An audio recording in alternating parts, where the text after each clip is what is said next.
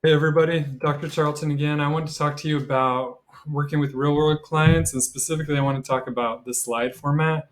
So if you're in this guide working with real world clients and you refer to this section on ground rules of student consulting, and if you scroll down to this section 1.4, crafting the slide deck, this is where you'll get all of your information about exactly how I think this should be done.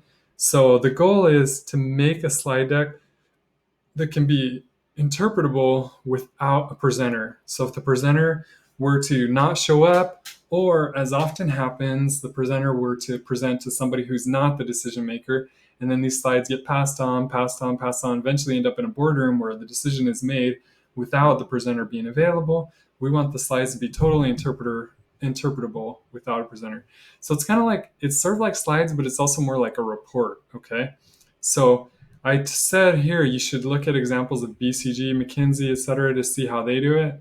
I have an example. I have like two examples here actually from BCG that I just randomly Googled online. I didn't really sort through. I just grabbed two, and so we're going to talk about these and kind of critique them really quick. First of all, here's one about manufacturing in India, essentially.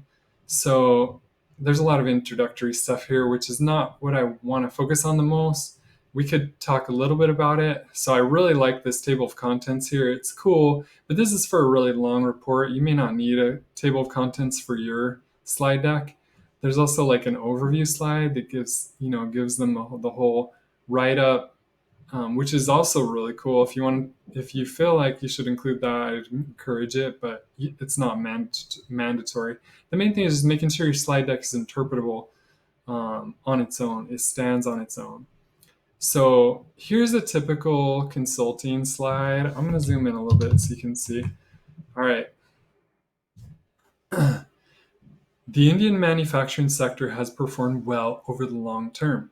So, one thing to notice about this title is that it is making an argument. It doesn't just say, this is what's happening in the manufacturing sector, you know, because then you're like, kind of like, well, what's happening? I don't know. So, it tells you what's happening, it tells you what to look for, and then it highlights this.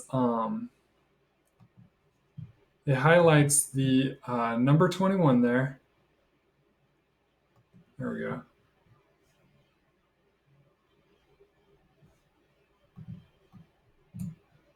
Which, if you can see this 21 rupees, I guess that's rupees, um, you can see where India is at. And it's saying they perform well over the long term. Unfortunately, this is a snapshot in time, so it doesn't perfectly match the title, because to match the title, it should show the change over time. But, again, the effort is made and it's close. So what it's really showing, so it says it's over long term, but what it shows is the current value right now. It doesn't show the change over time. So it doesn't exactly match. But you notice the footnotes, the sources are down here. There's also a paragraph on each of these footnotes that kind of gives more detail about what's going on here. You don't have to have this paragraph. I don't always see that. But you can, again, if you think you need that in order to make your slides more stand on their own more. Again, this next slide, we're making an argument. There is significant untapped potential for Indian manufacturing. So I know what the slide is telling me before I look at all the data and stuff. So I know what to look for in the data. These charts are super unusual. I would not suggest that you have to make these complicated charts when a bar graph could work just as well and be more clean. But the idea that I'm trying to get at is not that these are the best slides in the world, but just that, again, they stand on their own. Unlike a slide deck that you might make for, say, for example, a TED Talk, in which the slide might just be a puppy or a picture of a light bulb. Okay. So when you give somebody a picture of a light bulb, they're not going to know what to do with it. But if you give them this is a report, and they can use this even if you're not available to tell them. Again, making an argument in the title, the slowdown in global trade is exerting pressure on manufacturing economies. So I know what to look for, and these arrows really reinforce the title with little paragraphs explaining what's happening at each point. These slides really stand alone. Right here, I'm going to give you an example actually of what a less effective title would be using neutral language. So what we're trying to avoid is neutral language.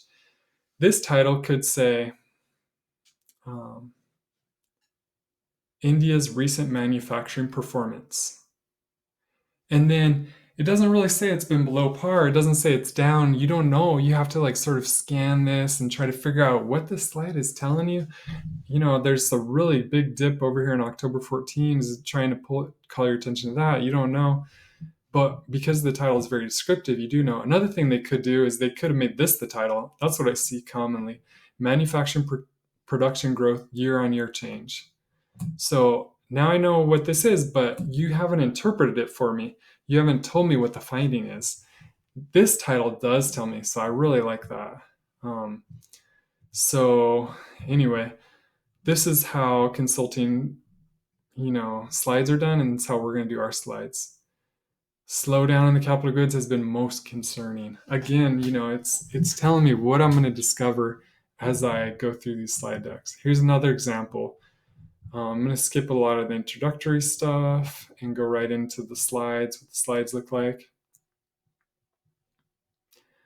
This has titles and subtitles. Creativity and culture are one part of the offer, focus of this work. So the title is meant to be kind of attention getting, and then the subtitle explains what it means. It says Melbourne's offering is broad, covering 5 sectors. And you see all the 5 sectors. Creative industry is increasingly important to the economy, so that's going to be attention getting. And then workers in the cultural and creative economies generate slightly more GVA than the average Victorian worker. So this is more descriptive, more explaining really what you're going to get out of this slide, right? So you grab their attention with the title, and then the subtitle is very descriptive. You don't always need both. As you can see, they switch back and forth from a title and subtitle to just the title. Here is a title and a subtitle. Again, I'll show you this. Creative experiences are one of the top 3 reasons people visit. And then the subtitle, this is true for both international and Australian visitors. So, and that's what you find in the data, right? You see the Australian versus international.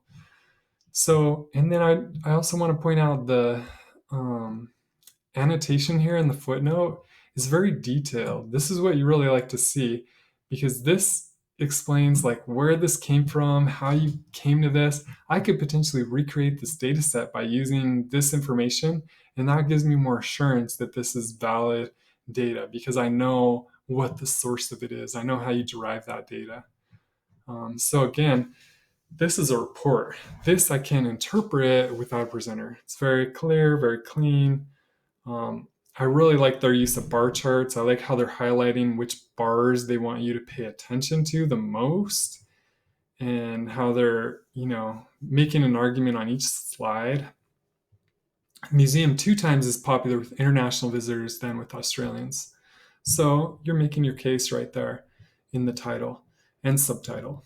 So again, I encourage you, there's no required format for this. I encourage you to go out on the internet and search for slide decks from BCG, Boston Consulting Group, McKinsey, any other consulting company that you like, that you can think of. Get their slide decks, take a look at them, and see which slides work for you, and kind of template off of that. You're not going to rip off all their content and ideas, but you're just going to kind of guide off of some of these templates that you really like, so that you can be sure that your slides do stand alone. So that pretty much covers what I had for today, but if you have any questions about it, let me know. If I missed anything was unclear, please reach out to me. And that about does it for now. Thank you for watching.